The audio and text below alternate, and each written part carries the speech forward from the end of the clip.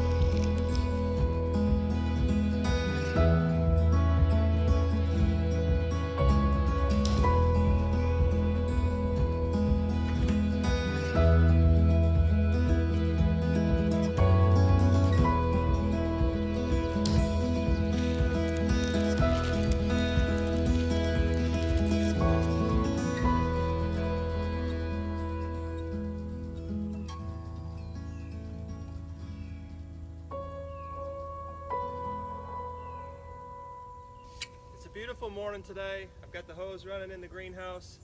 I ran the water onto the onion sets for about probably an hour all told today so far. I'll put it back on in a few minutes. Drop the kids off at school. Got some laundry out on the line. Made myself some coffee.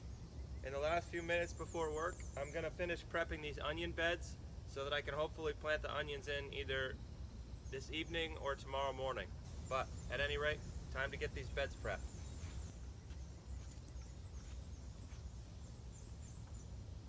It's best to plant things out into the field when it's rainy and cloudy.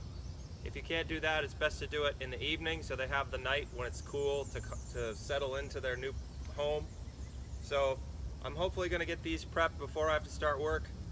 And I started yesterday before I started work. I got everything prepped and composted. And now I'm just going to rake them out and level them, make sure all the rows are the right width. I actually have a little template that I'll show you that I use to plant my onions. It's the same one I use to plant my garlic.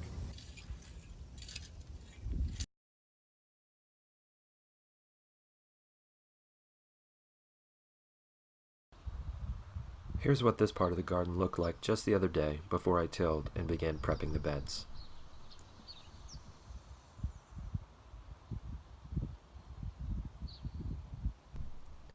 And here's how the rows look when I'm done prepping them. So much nicer. Although in this case, done isn't quite accurate. All of the people that I've seen using this method of digging out walking paths and shoveling the soil into the beds mark off where their walking paths and rows are with string drawn between stakes. That's incredibly time consuming. And even for my OCD, seems a little excessive. At least if you're going to do it every year on every row. I did measure and mark with string when I first laid out the garden a few years ago, just to make sure I could fit in the number of rows I wanted in each plot.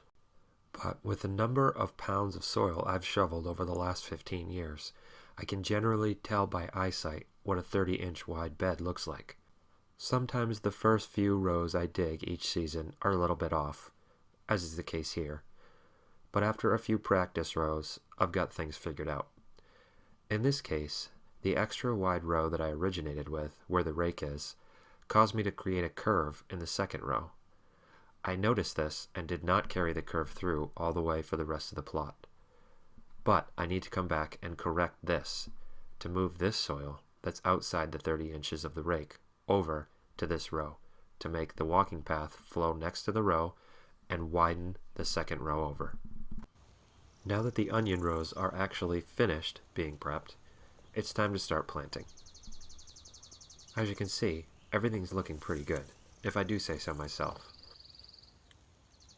It took me a number of years to be able to grow onion seedlings successfully. The biggest successful jump for me came when I decided to start starting seedlings outside in the hoop house rather than inside on heat mats under lights.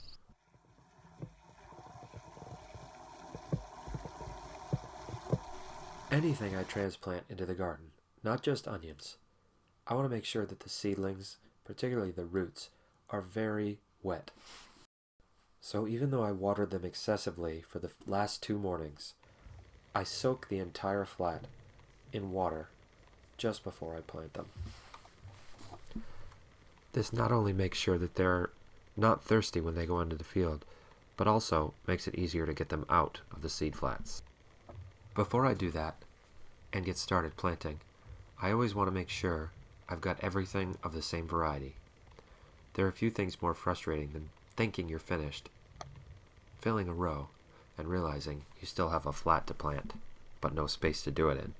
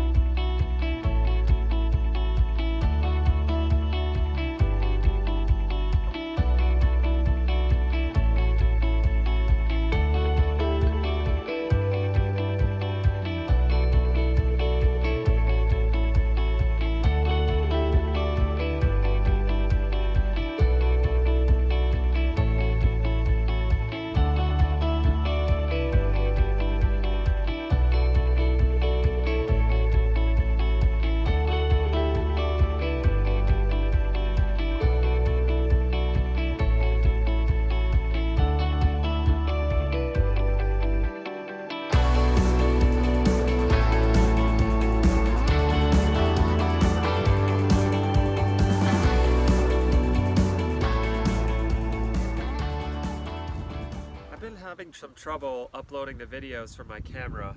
I think I figured out a way around that, but in the process I deleted somehow a couple of videos of the onion planting.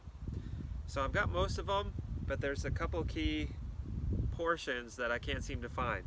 So I'm gonna just show you in retrospect the template that I use to mark out where my onions go. It's actually this kind of homemade little jig that I made a number of years ago. I actually originally designed this for my garlic.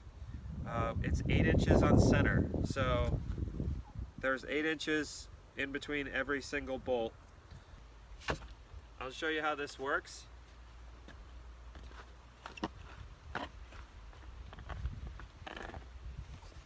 So I just pick it up and take the last set of bolts and put them in the hole I made. So I've made 15 holes, and then I take the last row of bolts and put them in the last row of holes. So for every section I can make 10 at a time. 10, 20, and then I'll take this row and put it where that one was. 30, etc.